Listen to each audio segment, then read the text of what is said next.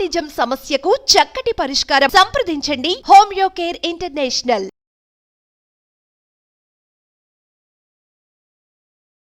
Welcome to Suman TV. నేను మీ Suman TV Nag. చాలామంది పిల్లల్లో కనుక మనం చూస్తే రకరకాల లెర్నింగ్ స్టైల్ని వాళ్ళు అడాప్ట్ చేసుకొని ముందుకు వెళ్తూ ఉంటారు. బట్ ఇప్పుడున్న దాంట్లో ఏంటంటే డిజిటలైజేషన్ ఎప్పుడైతే అయిపోయిందో కొంతమందిలో ఆ లెర్నింగ్ ఎబిలిటీ అనేది చాలా తగ్గిపోయింది. పిల్లలు సరిగ్గా ఫోకస్ చేయకపోవటము, నేర్చుకునే పద్ధతి తెలియకపోవటము, ఆ తెలియని ప్రాసెస్లో ఏం జరుగుతుందనంటే తెలియకుండానే వాళ్ళ మెంటల్ ఎబిలిటీ లెవెల్స్ అనేవి చాలా తగ్గిపోతూ ఉంది. అయితే పిల్లల్ని ఏదైనా నేర్పించేటప్పుడు ఏ పేరెంట్ అయినా సరే, టీచర్స్ అయినా సరే, ఎలాంటి మెథడాలజీ ఫాలో అవ్వాలి, ఎలాంటి స్టైల్స్ కనుక ఫాలో అయితే పిల్లల్లో మనం ఆ రిజల్ట్ని, ఆ ఇంప్రూవ్మెంట్ని డెఫినెట్గా చూడొచ్చు అనేది ఈరోజు మనతో పాటు మెమరీ కోచ్ ట్రైనర్ వంశీ గారు ఉన్నారు. అది వారి మాటలో తెలుసుకుందాం. అండ్ ఈ వీడియో మొత్తం చూసిన తర్వాత December 15th నుంచి క్లాసెస్ జరుగుతున్నాయి. పిల్లల్లో మెమరీ పవర్ని ఎలా ఇంప్రూవ్ చేయాలి, అండ్ దానితో పాటు ఎగ్జామ్లో చాలామంది పర్ఫార్మెన్స్ చాలా వీక్గా చేస్తూ ఉంటారు. సో ఆ ఇంప్రూవ్మెంట్ ఏ విధంగా చూపించాలి అనేది వీడియో మొత్తం పూర్తిగా చూసిన తర్వాత వెంటనే ఎన్రోల్ చేసుకోవాలనుకుంటే చేసుకోండి. అండ్ ఈ వీడియోని మాత్రం టీచర్స్ అండ్ పేరెంట్స్ మాత్రం డెఫినెట్గా చూడండి. Hello sir. Hi sir. Sir, చాలామంది పిల్లల్ని కనుక మనం చూస్తే అండి ఒక్కొక్కరు ఒక్కొక్క క్రియేటివ్ స్టైల్లో వాళ్ళు నేర్చుకుంటూ ఉంటారు. అవును. బట్ కొంతమందికి ఏంటంటే ఎలా చదవాలో తెలియదు, ఎలా ముందుకెళ్ళాలో తెలియదు, ఏ ప్రాసెస్లో దాన్ని కనుక ఐడెంటిఫై చేస్తే బాగుంటుంది అనుకున్నటువంటి డైలమాలో ఉండిపోతూ ఉంటారు. బట్ దాన్ని గుర్తించి మనమే రియల్ టైం ఎక్స్పీరియన్స్ ఇచ్చి పిల్లల్లో దాని ఇంప్రూవ్మెంట్ని తీసుకురావాల్సినటువంటి అవసరం ఉంది. ఎలా ఆ లెర్నింగ్ ఎబిలిటీని పిల్లల్లో నేర్పించాలి, ఎలా ఐడెంటిఫై చేయాలి, వాళ్ళు దేనికి అలవాటు అయ్యి ఉన్నారు అనేటువంటి విషయం కూడా. ఎస్ సార్, నేను ప్రతి వీడియోలో కూడా చెప్తూ ఉంటాను. అందరూ పిల్లల్ని చదవండి చదవండి అంటారు, కానీ ఎలా చదవాలనేది మాత్రం క్లారిటీ ఇవ్వరు అనమాట. కాబట్టి చాలామంది స్టూడెంట్స్ సఫర్ అవుతున్నారు. ఎలా చదవాలి, ఎలా గుర్తుపెట్టుకున్న విషయాలు క్లారిటీ తెలియక. సో మనం ఈ వీడియోలో ఒక క్లారిటీ ఇద్దాము.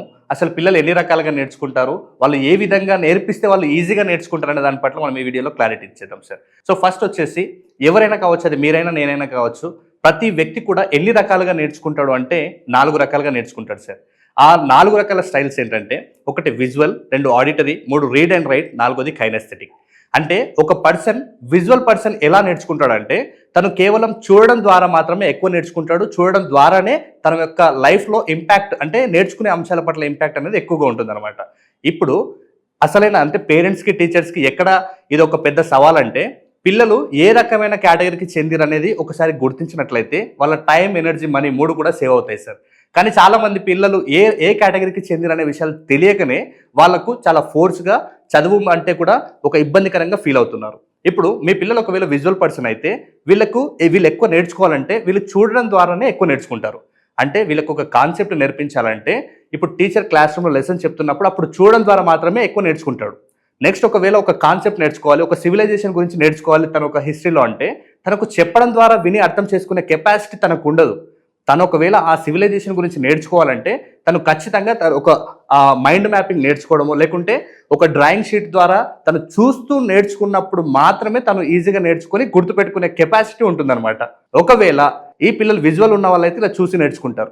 ఒకవేళ ఇదే పర్సన్స్ ఆడిటరీ అయితే వీళ్ళు కేవలం వినడం ద్వారా ఎక్కువ నేర్చుకుంటారు. అంటే ఈ ఆడిటరీ పర్సన్కి విజువల్ పర్సన్ చూసి నేర్చుకున్నట్టుగా ఈ పర్సన్ నేర్చుకోలేడు. ఈ పర్సన్ కేవలం క్లాస్ రూమ్లో టీచర్ చెప్పినప్పుడు విని మాత్రమే ఎక్కువ నేర్చుకుంటారు. ఇప్పుడు సేమ్ ఇదే రకంగా కొంతమందికి మనకు క్లాస్ రూమ్లో కనిపిస్తుంటారు సార్. ఏంటంటే వాళ్ళు ఎప్పుడు కూడా ఇంటి దగ్గర కానీ క్లాస్ టైంలో కానీ ఎప్పుడు కూడా వీళ్ళు బుక్ పట్టి చదవరు. కానీ ఎగ్జామ్లో వీళ్ళ పర్ఫార్మెన్స్ బాగానే ఉంటుంది. ఎందుకంటే వీళ్ళు ఒకసారి విని వెంటనే దాన్ని క్యాచ్ చేసి దాన్ని ఎక్కువ కాలం గుర్తుపెట్టుకునే కెపాసిటీని కలిగి ఉంటారు ఆడిటరీ పర్సన్స్. మరి అదే విజువల్ అయితే చూడడం ద్వారా మాత్రమే వాళ్ళకి గుర్తించుకునే కెపాసిటీ ఉంటుంది. మరి ఒకవేళ విజువల్ పర్సన్ అయితే డ్రాయింగ్ షీట్స్, మైండ్ మ్యాప్ ద్వారా నేర్చుకుంటారు. మరి ఆడిటరీ పర్సన్ అయితే ఎలా నేర్చుకుంటారంటే తను కేవలం వినడం మీదనే. అంటే ఇప్పుడు ఒక కాన్సెప్ట్ని ఒకవేళ తను చూపించకూడదు, తనకి దగ్గరుండి ఒక ఫ్రెండ్ ఎక్స్ప్లెయిన్ చేయడం ద్వారానో, లేకుంటే మళ్ళీ సార్ దగ్గర ఎక్స్ప్లెయిన్ చేయించడం ద్వారానో, లేదు ఎవరు అందుబాటులో లేరు అంటే తన వాయిస్ ద్వారానే ఒక ఆన్సర్ని రికార్డ్ చేసుకొని తిరిగి ఒక హెడ్సెట్ పెట్టుకొని వినడం ద్వారానో తను ఎక్కువ కాలం నేర్చుకుంటాడు. ఆ నేర్చుకున్నది ఎక్కువ కాలం గుర్తుపెట్టుకోగలుగుతారు. ఇది ఆడిటరీ పర్సన్స్. విజువల్ చూడడం, ఆడిటరీ వినడం. ఒకవేళ మీ పిల్లలు ఈ కేటగిరీకి చెందినట్లయితే ఈ టెక్నిక్స్ అప్లై చేయాలి. ఒకవేళ రీడ్ అండ్ రైట్ కేటగిరీ పిల్లలు ఉంటారు, అంటే వీళ్ళు ఏదైనా నేర్చుకున్నారు అనే ఫీల్ రావాలంటే వీళ్ళు ఖచ్చితంగా పెన్ను పేపర్ తీసుకొని రాసి వాళ్ళ సెల్ఫ్గా వాళ్ళు చెక్ చేసుకున్నప్పుడు మాత్రమే వీళ్ళకి వచ్చింది నేర్చుకున్నామనే ఫీల్ వస్తుంది. ఒకవేళ ఇది ఎక్కువగా ఎక్కడంటే మ్యాథ్స్లో కొంతమంది వీక్ ఉంటారు. ఈ వీక్ ఉన్న పిల్లలు ఏం చేస్తుంటారంటే వీళ్ళు కేవలం విజువల్ మీద ఆడిటర్ మీద డిపెండ్ అయ్యి ఎగ్జామ్ హాల్లో వీళ్ళు మ్యాథ్స్ అంటే ఒక రకమైన భయానికి ట్రామాకి గురవుతుంటారు. సో వీళ్ళు ఈ రీడ్ అండ్ రైట్ కేటగిరీలో నేర్చుకుంటే ఎక్కువ కాలం నేర్చుకోగలుగుతారు. దెన్ లాస్ట్ కేటగిరీ ఏంటంటే కైనెస్థెటిక్ లెర్నర్స్. ఈ కైనెస్థెటిక్ లెర్నర్స్ అంటే విజువల్ చూడడం, ఆడిటర్ వినడం, రీడ్ అండ్ రైట్ అంటే రాసి చూసుకోవడం. కైనెస్థెటిక్ ఏమంటే వీళ్ళు స్వయంగా ఆ ఎక్స్పెరిమెంట్ చేయాలి, అంటే వాళ్ళ హ్యాండ్స్తో ఆ ఎక్స్పెరిమెంట్ చేసినప్పుడే లైవ్లో దాన్ని చూసినప్పుడు మాత్రమే వీళ్ళు ఈజీగా గుర్తుపెట్టుకోగలుగుతారు. ఇది కైనెస్థెటిక్ లెర్నర్స్. అంటే ఇలా ఒక్కొక్క కేటగిరీకి చెందిన వ్యక్తులు ఒక్కొక్క రకంగా ఈజీ వేలో నేర్చుకోవడానికి అవకాశం ఉంది. అయితే ప్రతి పర్సన్లో కూడా ఈ 4 కేటగిరీస్ ఉంటాయి సార్. అంటే విజువల్గా, ఆడిటరీగా, కైనెస్థెటిక్గా, రీడ్ అండ్ రైట్గా ప్రతి పర్సన్ కూడా నేర్చుకుంటాడు. కానీ ఏదో ఒక కేటగిరీ అనేది హైయెస్ట్ మెజారిటీ ఉంటుందన్నమాట. సో ఆ మెజారిటీని గుర్తిస్తే వాళ్ళు ఈజీగా ఎలా నేర్చుకుంటారు అనేది ఫైండ్ అవుట్ చేస్తే మనకు టైము అంత ఎఫర్ట్ పెట్టాల్సిన అవసరం కూడా లేదనమాట.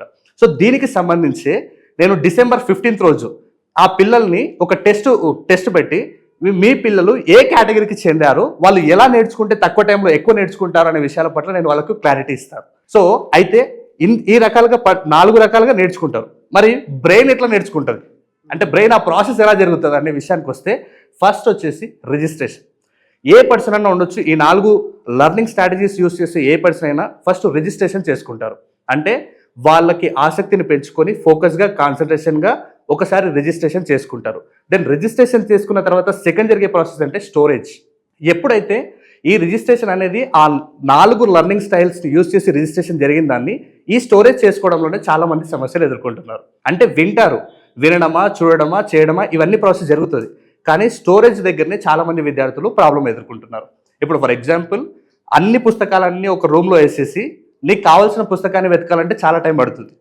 కానీ అదే ఒక రకంగా చూస్తే సేమ్ అదే పుస్తకాలని మనం ఒక లైబ్రరీకి వెళ్ళి చూసినట్లయితే అక్కడ క్లియర్గా మెన్షన్ చేస్తారు.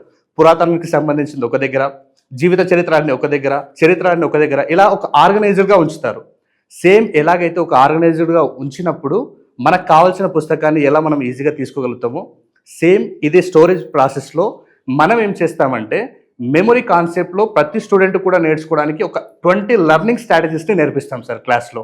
ఆ 20 లెర్నింగ్ స్ట్రాటజీస్ ఎలా ఉంటుందంటే స్టడీస్లో ఎలాంటి కన్ఫ్యూజన్ లేకుండా, ఇప్పుడు ఫర్ ఎగ్జాంపుల్ లైబ్రరీలో ఎంత నీట్గా బుక్స్ అరేంజ్ చేస్తే మనకు ఒక పుస్తకం కావాలన్నప్పుడు వెంటనే తీసుకొని రావచ్చో, సేమ్ అలాగే మనం చదివింది ప్రతిదాన్ని కూడా ఎగ్జామ్ పాయింట్ ఆఫ్ వ్యూలో ఈజీ వేలో గుర్తు తెచ్చుకొని రాయడానికి కూడా అలా హెల్ప్ అవుతాయి మనకు కంప్లీట్గా ఈ 20 మెథడ్స్ అనమాట.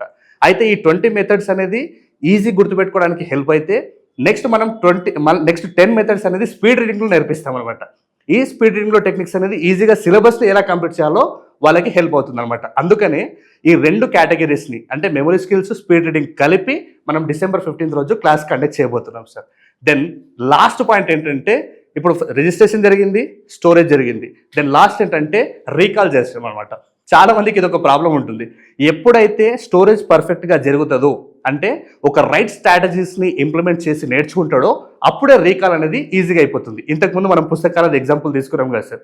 కాబట్టి నేనేమంటానంటే ప్రతి ఒక్కరికి కూడా ఈ రీకాల్ స్ట్రాటజీస్ పర్ఫెక్ట్గా ఉండాలి అంటే మీరు చదివిన దాన్ని ఎలా రివైజ్ చేసుకోవాలి, ఎలాంటి రివిజన్ టెక్నిక్ని అప్లై చేసి మనం చదివిన దాన్ని 100%గా గుర్తు తెచ్చుకోవాలనే విషయాల పట్ల కూడా మనం కంప్లీట్గా వీటి మీదనే మనం ఈ 1 వీక్ కూడా వర్క్ చేసి పిల్లలకి ప్రతి ఒక్కరు కూడా నేర్పించడం జరుగుతుంది సార్.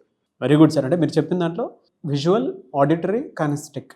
Yes sir. ఈ ప్రాసెస్లో రీడ్ అండ్ రైట్ అందులో నా కేటగిరీ కూడా ఉంది, రీడ్ అండ్ రైట్.